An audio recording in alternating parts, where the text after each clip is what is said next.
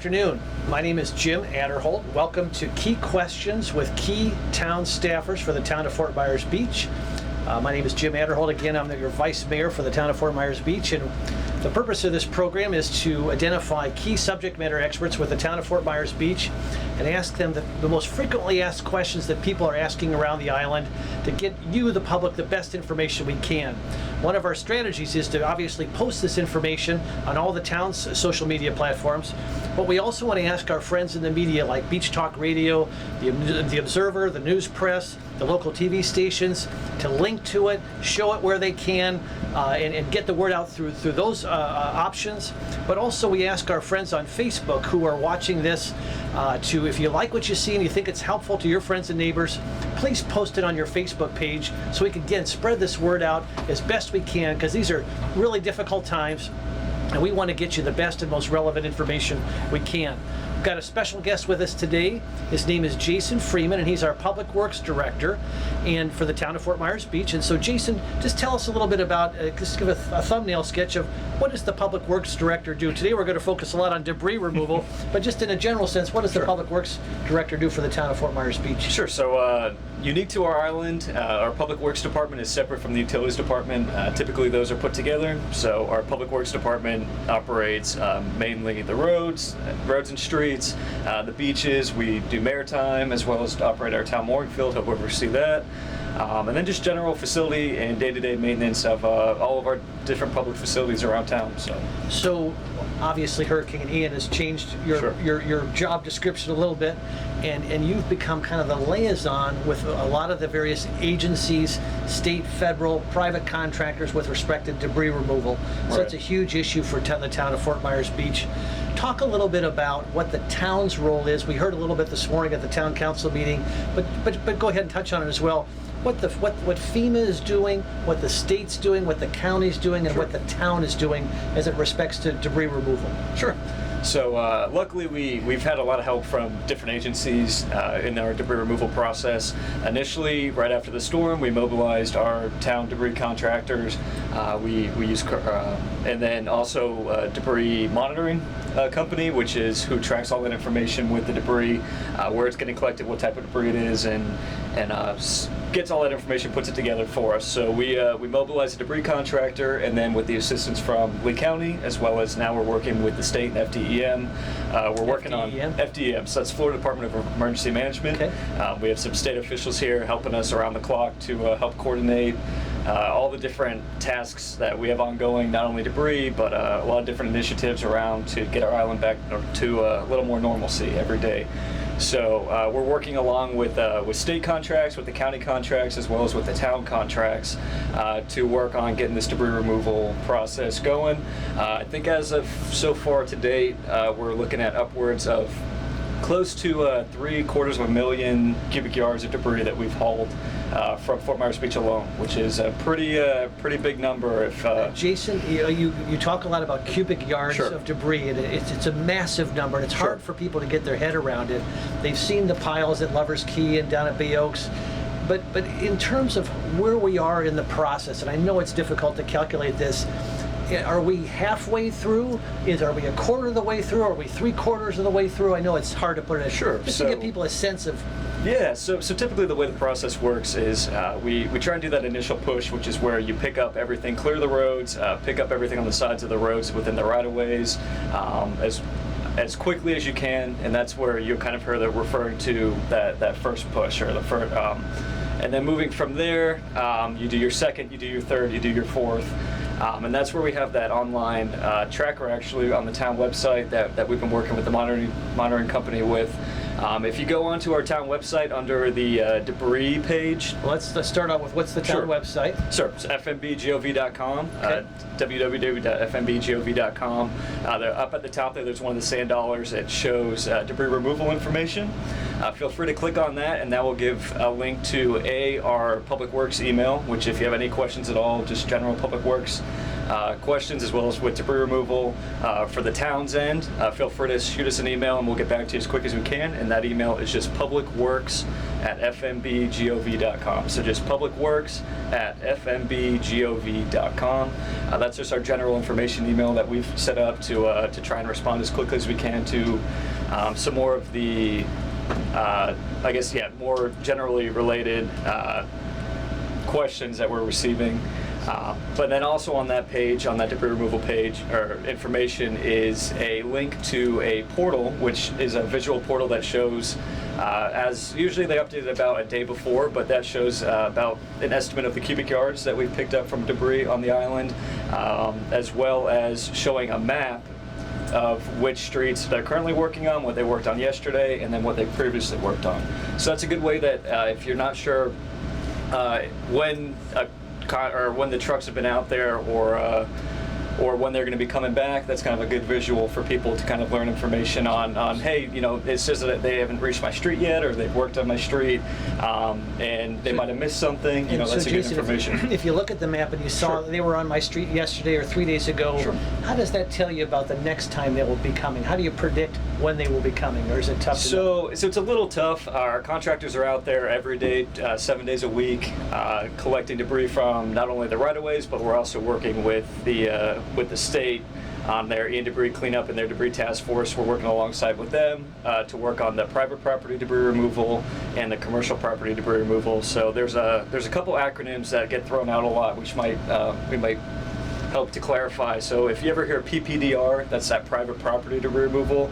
That's the debris that is on an individual's private property, like on there where anything from the town right-of-ways itself, that's going to be picked up from our any public areas, public streets. Just to take it step, I know this is rudimentary, but when you use the term right-of-way when you talk about the town, what do you mean by that?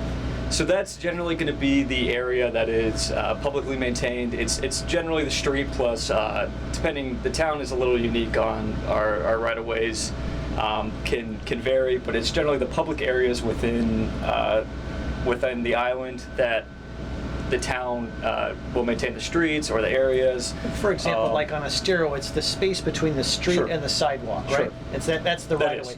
But on our side streets, when there's not a sidewalk always, it's really as close to the street as possible without getting in the street, right? It is. It might extend a little bit more, typically with like light poles or utility poles and things like that. But basically, it's just area that makes it a little bit easier for just general maintenance operations and that sort of thing. So anything in the streets themselves, or if you push it up right next to the street, that debris is being counted as that right-of-way debris, and that's getting continuously picked up every single day.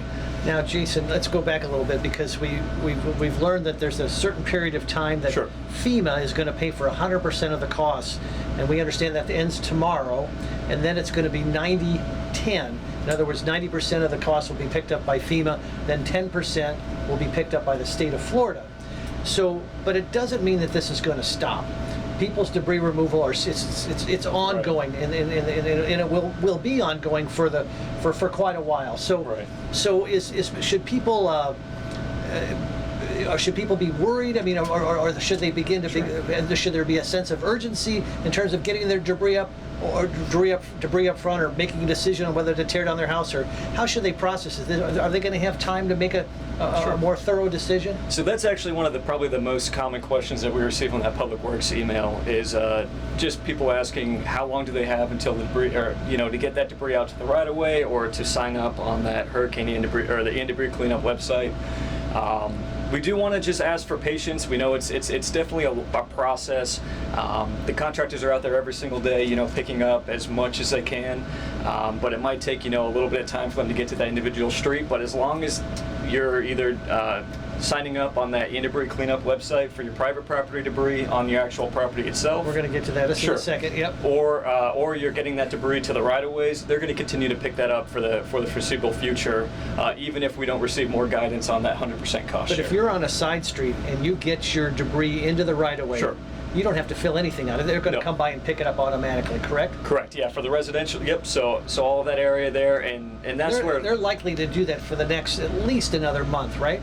Yep, I think, and we're going to make sure to give a lot of notice out to the public for when it's starting to slow down a little bit. Obviously, the quicker that we can get that debris cleaned up, safety-wise and just sanitary-wise, the better. But we want to make sure we're reassuring everybody that we will continue to pick up the debris and just ask for your patience on it. It might not be this exact day, but we will be back. And if there's any big issues or anything, I mean, please feel free to reach out to us too, and we can make sure to address them. That's really helpful. So we've got the dynamic where in a private home on in a residential neighborhood, as long as they get it out to the right of way, or again in front of their property, Sure. right by the street, not in the street, but right by the street, they're going to be fine. Now the mayor's been talking and urging people to apply for this website. Explain how that's different. When would someone have to apply for this website? What's the website, and explain what the need is to make application.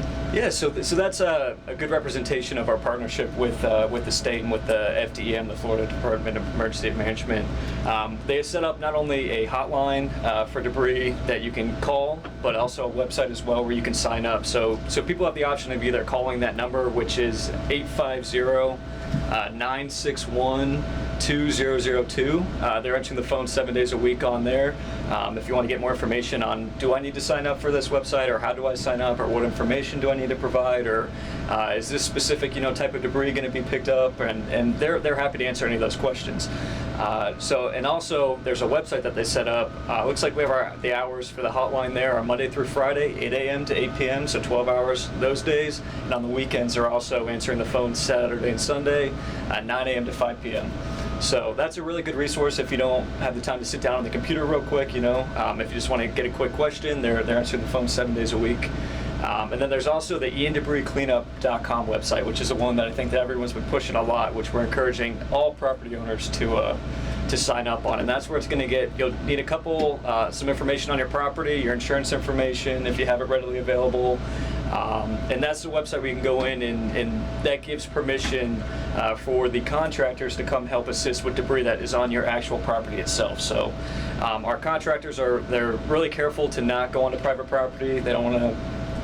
But at the same time, we really encourage everyone to sign up on that website so that if you do have debris, if you still have large pieces towards your house, or if you want to work on getting everything ready for demolition, if that's your case, or you need some assistance with that, and you need some help getting everything pushed to the right-of-ways there, that's a really, really great resource that we're encouraging everybody, regardless of your situation, to sign up on that. iandebriscleanup.com. So all that great contact information, Sure. that's for folks who need help getting that debris picked up that's not, Correct. they can't get to the right of way. Correct.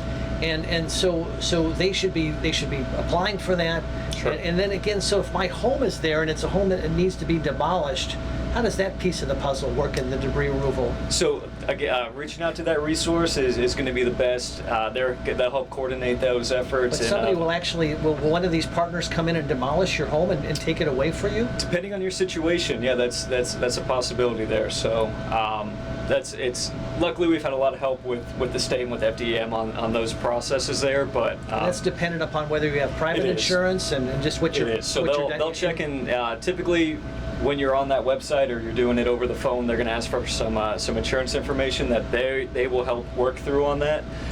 But it's also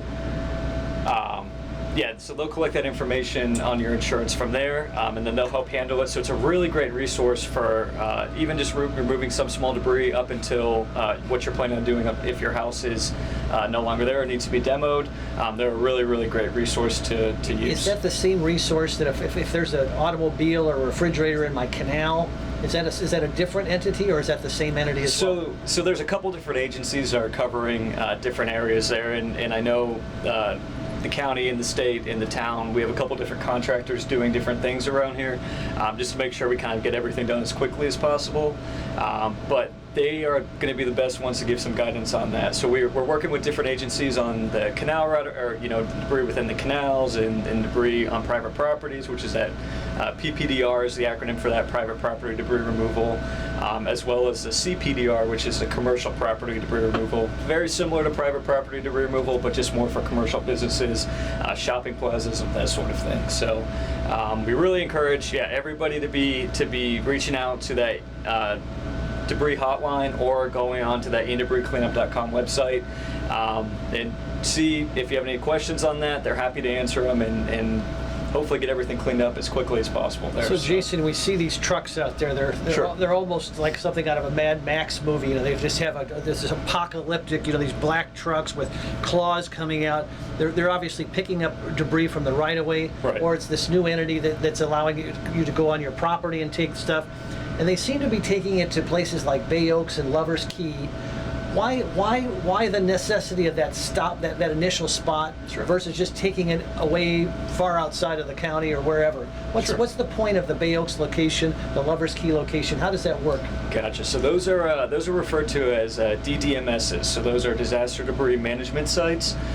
Those kind of allow the contractors to quickly remove debris and then assess it, organize it, account for everything. That gives us that temporary way, which really benefits to have that as close as possible so we can keep moving as much debris as possible off of the roads and off of properties and keep it in that area, and then gets that ready for the final haul to the permanent area that we're coordinating there with the county. What happens at Bay Oaks and Lovers Key? What do they do with these mountains of debris? Sure. So the DDMS sites are used basically as a temporary staging site, and that just gives the contractors an easier way to take those. I mean, the larger trucks that you're seeing, the cranes are loading those up, lets them unload very quickly, and then return back out to go collect more debris from the right-of-ways, from the properties, and that really gives a close staging area so that we can make sure everything's accounted for, sorted, because there's the different types of debris. But it sounds like a different truck in front of my neighborhood is going to be picking it up than actually, and once it takes it to Bay Oak, then a different type of truck, well, it'll be loaded into that truck to be hauled further away. Is that fair? Right, yep. So that's kind of like the Bay Oaks and the Lovers Key are like those intermediate stages where we're taking the debris, hauling it off as quick as we can, and that gives enough time for them to make sure everything's accounted, sorting depending on if it's, so there's a couple different debris categories. We have like the white goods, which is like the appliances. We have the C&D, which is the construction demolition debris, which is one of the largest that we're accounting for here. Vegetation? Yeah, vegetation. So that kind of allows them to make sure everything's accounted for, everything's documented, everything's sorted, and then that's when those trucks, there's also, in addition to the ones that are dropping off, they're picking up that debris and then moving it to more permanent disposal sites there, which is what the county and the state are helping us with. So you hear a lot about it, these big debris locations, drop-off locations. You hear about them sifting for sand. Sure. How in the world do they do that? And then what happens to the sand once they've sifted? So to not get too technical, the sand was one of the larger aspects that we had, especially just being a barrier island, especially from the roadways, from the streets, from people's properties. All of that's documented just like it is debris, where they're once the debris contractors are picking that up and collecting it, they're documenting where they got it from, how much they're getting. But to get that ready to go to put back onto the beaches and those public areas and wherever it's needed, we want to make sure it's clean and safe. So we want to go through the right environmental processes for it, which is to not get too specific on it, we basically want to make sure that the sand is clean and safe and ready to go to get back onto those beaches. So I remember first couple of weeks onto the island there, a lot of people probably saw it at Crescent Beach Park. There was those giant piles of sand, and that was with the county in coordination with everybody else working on initially doing that sand sifting. So they're just making sure that the sand is safe and accounted for. Use the term sand sifting. Are there machines literally taking up the debris and then shaking the sand out of it? Or it's a whole process there. So that's where they stage up the big equipment there, and they make sure to filter that sand out and make sure that it's ready to go back on that and then beach. Once the sand is shaken out or sifted out, then they make sure there's no toxic waste. They make sure it's clean enough to put back on the beach. Exactly. And then do they do this sort at Bay Oaks and Lovers Key? Are they also sorting out like the aluminum, the cement? Are they sorting it for recycling purposes, or does that get done later on? Depending on what it is, I believe so. Well, that's one of those big things with making it a little bit easier that residents can do as well, is when you're putting that debris out onto the right-of-ways or getting that collected out, there's a couple different debris categories that really, if residents in the community can try the best they can to separate that, I know it might not be easy at times, But to separate that. Hold on. Sure. Let's do that. So if I want to be a really responsive Sure. homeowner, and I want to have my debris out there in the right of way, and the easiest way for it to be picked up, which probably will result in it being picked up quicker. Right. How do I want to arrange my debris in front of my house, assuming it's possible? Right. So that's where, with a couple of those acronyms, where you want to try and separate. You can have it in the same area, but if you separate. And by separate, just pile it closer together. The biggest one is the household garbage. Waste Management has resumed picking up the household garbage on the normal schedule. That's our trash company. That's the trash company, Yep. yeah. So the typical, just you bag up your household trash. It's food and scrap, all that sort of thing. Stuff that you don't probably want to have sit out there too long and out in the sun and everything. That's a big one to make sure that if you can try and move that to the side or keep it a little bit separate so it's easier for those trucks to come by and pick up. They're going around. Sometimes you'll have a waste management bin, right? Exactly. Yeah, and previously I know that regardless of the bin, I think is from what we've been communicated, even if you don't have a trash can at this time, as long as you try and separate that, the household trash, they'll pick that up on the normal schedule. So that's one that we want to make sure is getting picked up pretty quickly, but also it's getting put out in a timely manner the day before the normal trash pickup, which for the island is Thursday mornings. So if you have that separated, that kind of gives a little bit easier for the Waste Management and the trash to come by and pick that up. So we want to make sure that gets picked up. That's a great point. So the entire town now has regular trash pickup again. Sure, it does. And the trash picked up in Fort Myers Beach is on Thursday mornings? Thursday mornings, correct. So in a perfect world, you'd like people to put their regular Waste Management trash out Wednesday night?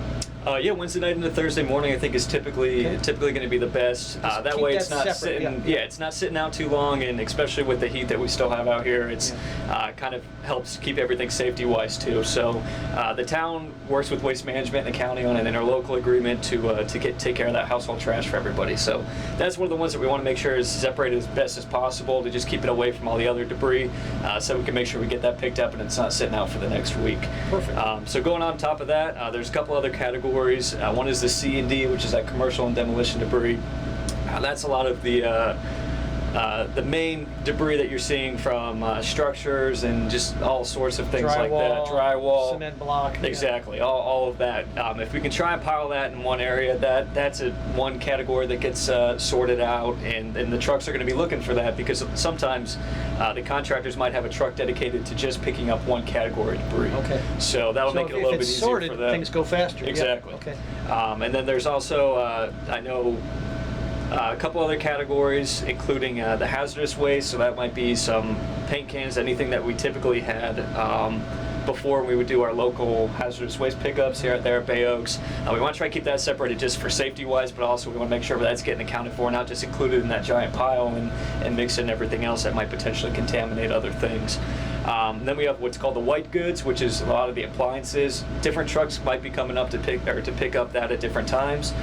So really just try to separate that the best you can will more than likely help facilitate this process as quickly as possible with that. Jason, and you've got wearing the Public Works Director hat, and obviously you do a lot of different things, but in terms of the streets themselves, obviously it's a messy time because people are having debris out there that's being picked up, which is a messy process, but is the town eventually going to try to get out there and sweep those streets? The sidewalk on Estero Boulevard in particular, I know it's such a challenge because there's so much debris, but to be able to utilize those sidewalks again, we've had the beautiful new Estero Boulevard, and the road is still looking great again.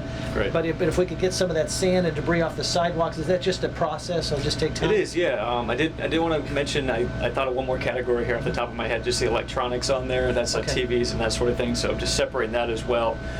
But we actually are street sweeping. We had 2 sweepers. We're operating one of them right now. I believe the other one was damage from Ian, but we're actually out there today street sweeping as quickly as we can. So does that include Estero, or is it just the side streets? So Estero Boulevard is a county road, so we coordinate with the county on that one. Who's in charge of the sidewalks on Estero? Is that would be the county as well. But yeah, we're in communication with them and coordinating with them and using a lot of the same contractors and everything. So that's it's just kind of a coordination effort between the agencies here. But yeah, we have our street sweeper out there trying to clear as many roads every day as possible. and just kind of getting, especially once those debris trucks come, we want to make sure, we're getting all the nails and everything out of the roads the best we can. And then, just coordinating with Lee County as well to make sure that the Star Boulevard is getting taken care of as well. You're a local guy, Jason, is that right? Tell us a little bit about your history here in Fort Myers Beach. So proud to say that I was born and raised here on the island. So I went to Fort Myers Beach Elementary School, and you have your handprint in the cement? I do. Very good. So it's this island really means a lot to me. So I'm very grateful to be a part of this recovery effort. It's definitely unimaginable what our community's been through these past couple months, but it's very excited to see the progress, and it truly means a lot to me here. So it's exciting to see what we've done so far, and I can't wait to see what we're going to accomplish now. But Jason, how did somebody go from the elementary school here to being the public works director? What kind of training did you have, and what are you still doing to prepare yourself for the role? Sure. So I originally started with the town back in 2018, working with the previous director, Chelsea O'Reilly. I helped her with doing some administrative work for her part-time. Eventually that flowed into working full-time with her on various projects and public works workings. And then about 2 years ago, when our previous town clerk, Michelle Mayer, she retired, and Amy Baker was promoted there into the town clerk position, I transitioned over into taking Amy's previous position of contracts manager and deputy clerk. So kind of got to learn about the procurement processes and public budgeting and funding and also a lot of the public meetings and the public service aspect of everything. I actually just recently received my designation to be a certified municipal clerk, so got to earn that while I was in that position. And then when Chelsea went to Gateway to serve as their district manager, I stepped into the public works position to oversee the department. But in the middle of all this hurricane management, you're also working on your master's degree, is that true? I am. So I'm finishing up now my master's degree in public administration. So this semester has been especially busy for me. So, but yeah, grateful to be a part of everything, and I'm grateful for the learning experience. And we've learned a lot, I think, the past couple weeks and couple months, and excited to see where we go from there. We're thankful for your service. We love the fact that you've got some heritage here on the island. Again, before we wrap up, anything that you want to convey to the public in terms of the questions you're getting, your staff's getting, any sort of common question you just want to convey to the public here while we have this wonderful forum? Yeah, so like I said, one of the best ways to get in reach with us, I know phones are a little bit difficult at times still, but that Public Works general email is going to be a great one for anything Public Works related. I do want to remind everybody that we do have a great utilities department that is led by Christy Corey, and she'll be able to help answer more specifics on water breaks. She's our next guest. Oh, there you go. Yeah. So, and information on getting your water and all that. We're happy to refer that information that we get from there. But I see. You're trying to help people differentiate. Sometimes we're getting some information there on some water. So. But we work together all the time to if you have a question efforts. aside from the debris removal, you've got a question on your streets, sidewalks, what other basic facilities, all of that. We're happy to help. If we don't know the answer, we'll help you try and direct you in the right place. So definitely want to encourage everybody to reach out the best they can. We'll respond back to you as quickly as we can. We just ask for some patience on getting there. We do have a smaller team, but a strong team. So I'm very proud of where we've been with everything so far. We're working across the island on restoring our town facilities. We're cleaning up Old San Carlos, all that area, Bayside Park, Times Square, working on cleaning up our beach accesses to get those prepared for when the time is right for those. And just kind of all over the island right now, streets, roads, getting our mooring field back up and running and a bunch of different projects right now, but it's exciting to see where we're at. And like I said, glad to be part of the team here and see where the town can go from here. And I do want to reiterate too, call in if you have any questions with the debris. Feel free to call that debris hotline number. It's at 850-961-2002, as well as at iandebriscleanup.com. Those are going to be great resources for everybody. Even if you're not sure if you qualify or if you need assistance, feel free to reach out to them, and they're happy to help you just figure that out. So other than that, I just, I think it's... Thank you for being with us today, Jason. Sure. Thanks for everybody for watching. If you like the content today, please share it with your friends and neighbors. And thanks again for another excellent episode of Key Questions with Key Town Staffers. Thanks for being with us. Thank you. And appreciate your time. Sure.